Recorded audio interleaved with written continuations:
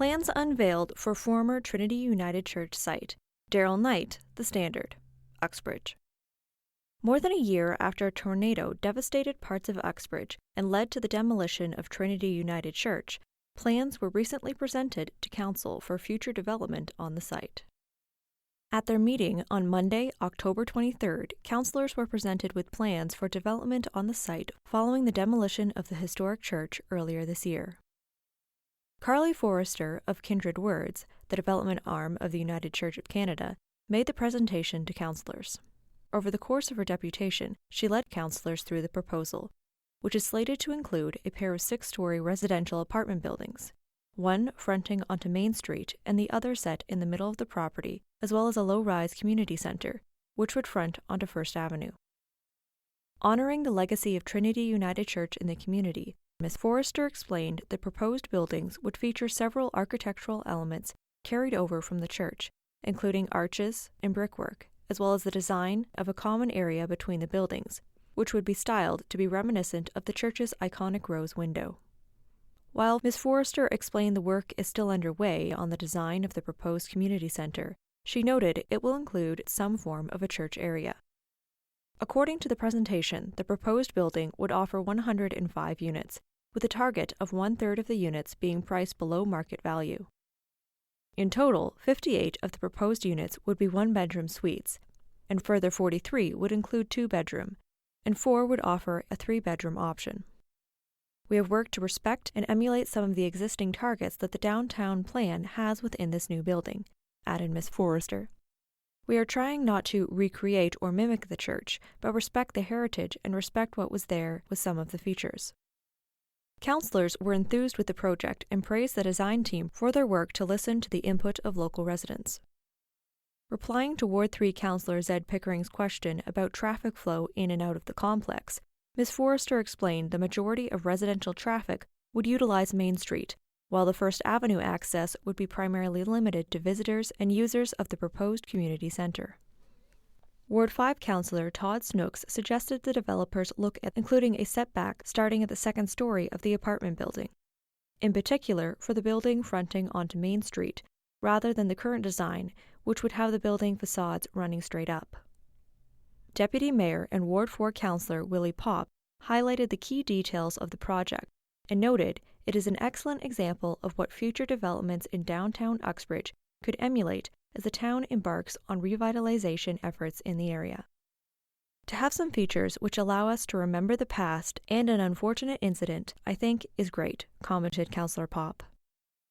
As we look to revitalize our downtown area, this is a prime example of the kind of attention to detail.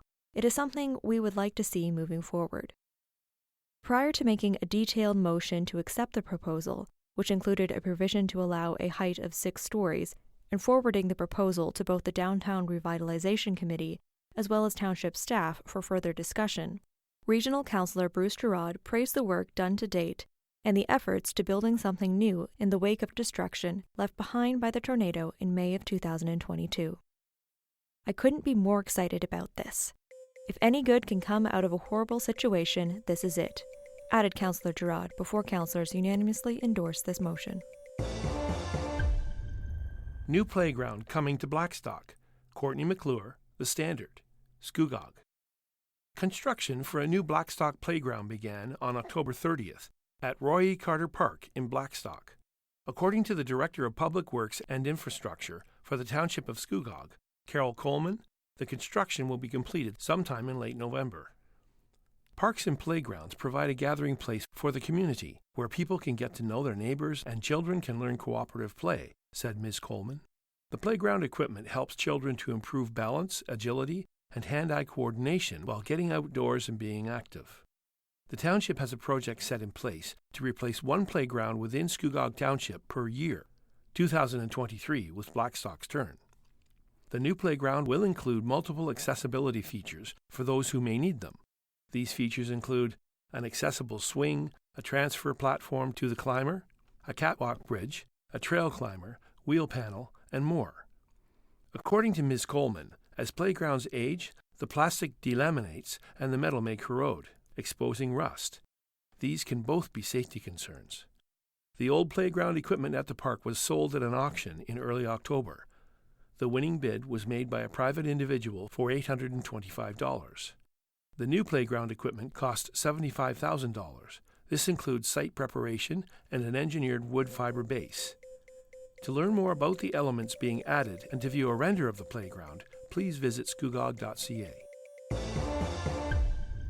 Uxbridge Trail Hub hosting North Durham Business Forum in November. Courtney McClure, The Standard, North Durham.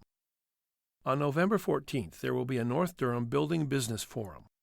The forum, which is open to attendees of all ages, is happening at the Trail Hub in Uxbridge. According to the Agriculture and Rural Affairs Manager for Durham Region, Stacey Jibb, this event was created for small business owners and entrepreneurs in North Durham Region.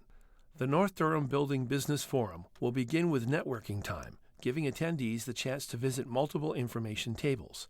At the tables, business support organizations will be present. These organizations will explain in what manner they are available to entrepreneurs and small business owners. The event will also have many speaking sessions, an optional trail networking walk, and a free lunch. The speaking session will include a talk from the Second Wedge Brewing Company in Uxbridge. They will be discussing business resiliency. A young entrepreneur from Scugog, Zachariah Thomas, will also be attending. Zachariah recently got a deal on CBC's Dragon's Den. There will also be an exciting keynote speaker, Amy Davies, from Durham Region. Amy will be focusing on what employees want, attracting, engaging, and retaining talent in a changing world. This event was made possible because the Durham Economics Development Division, Invest Durham, partnered with 3 North Durham townships, Uxbridge, Brock, and Scugog, along with multiple other organizations within these townships. For more information about this event or to buy tickets, please visit eventbrite.ca. Kawartha Lakes Council approves one funding program and sends another to the budget process. Dan Kearns, The Standard. Kawartha Lakes. The City of Kawartha Lakes Council is going to be discussing further funding to support local organizations during their 2024 budget process. At a meeting on Tuesday, October 24th, councillors approved a resolution made at the Committee of the Whole meeting, held earlier this month, to establish annual funding in future city budgets to support local cultural non-for-profit organizations and their operations, administered through an application-based process. This resolution also called for $200,000 to be allocated in the 2024 budget to launch this program, which is currently titled the Kawartha Lakes Cultural Funding Program. During discussion on this program, Ward 2 Councillor Pat Warren made a separate motion to include $100,000 in operating budget to support operating costs for non-for-profit, community-based organizations which are actively engaged in local economic development initiatives, and to have a proposed framework created by city staff for the program. I definitely support the arts and culture sector, absolutely. But there are other organizations out there, Councillor Warren stated. Some of these organizations only need $2,000 or $3,000 to help them with insurance. These organizations can raise money for capital expenses most of the time. It's easy to raise capital, but it's very, very difficult even to raise a small amount of money for operating expenses. Ward 6 Councillor Ron Ashmore said he feels these organizations do sort of get left out sometimes. This would be a good addition. It would really help them out, he added. However, with the 2024 budget process already underway, and the city already seeing a budget not where they want it to be, expense-wise, the idea of approving this motion did not fly with a number of councillors. Knowing what our budget pressures are, and knowing what else is going on, I don't see how we're going to get a report back prior to budget deliberations in order to get this into the budget for 2024, Mayor Doug Elmsley said. Ward 5 Councillor Eric Smeaton agreed with the mayor's position regarding this motion. We're heading into one of the more difficult budgets we're ever going to have, and I just see this as only a decision unit. I don't know how we can be adding things to the budget through this process, when we're only weeks away from our budget deliberations, he said. Councillor Warren later accepted a suggestion from Mayor Elmsley to have this proposal decided on through the budget process, as a decision unit rather than approved at a council meeting. 86-year-old pedestrian killed after being hit by a minivan in Beaverton. Dan Kearns, The Standard. Brock. An 86-year-old man has died after being hit by a vehicle in Beaverton on Tuesday, October 24th. Durham Regional Police were called to Simcoe Street in the downtown Beaverton area around 3 p.m. An 86-year-old male pedestrian has been struck by an eastbound Chevrolet minivan while attempting to cross the street. The pedestrian sustained serious injuries and was pronounced deceased during transport by EMS to the hospital. The driver of the minivan remained on scene and cooperated with investigating officers, a Durham police press release stated. The police then closed the roads in the area for several hours while they conducted their investigation. The name of the victim has not been released. Witnesses of this incident are asked to contact Detective Constable Collard at 905-579-1520, extension 5267. Welcome to You've Got to Be Kidding, a podcast that offers a different perspective of life around us. Listen now to author Jonathan van Bilsen. I've always been a fan of technology, and anything new on the market usually piques my interest. There are some areas, however, I've not jumped into, and one of them is rideshare programs. That is, until now. Last week I spent a few days in Montreal and needed to get from my hotel to a few places in the old city. I explored taking a taxi, but of course that becomes tedious, in that I'd have to find a number, spell out all the street names, and so forth. I decided to download the Uber app on my phone and give it a try. To say I was impressed and amazed is an understatement. I understand many of you have been using this for a long time, so think back to the first time you tried it. The first question to answer on my app was where I was going, followed by when I wanted to go. That was easy. I entered the address, and a second later I received a notice saying Antoine was a minute away. It displayed a map showing where Antoine was and how much the ride would be. It was surprisingly economical, certainly much less than parking would have been if I were able to find a spot. The little dot on my map showed he was close to my hotel. It displayed his license plate as well as the color and make of car. A few seconds later, he pulled up in front of my door and I walked to his car.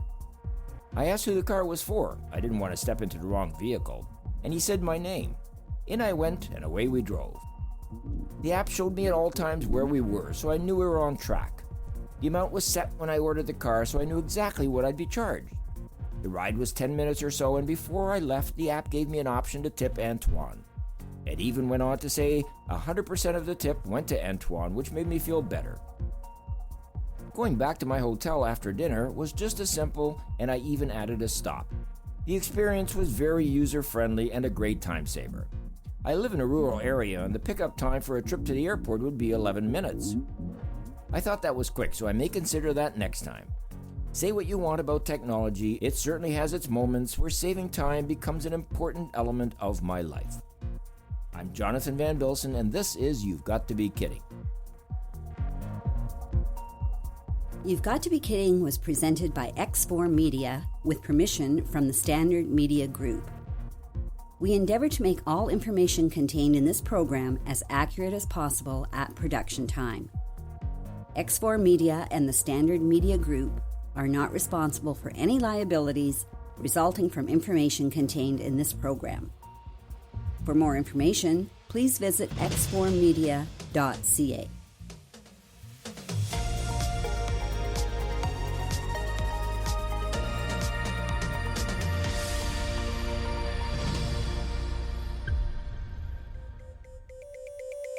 The Standard Podcast was produced by Greenstream Studio for the Standard newspaper.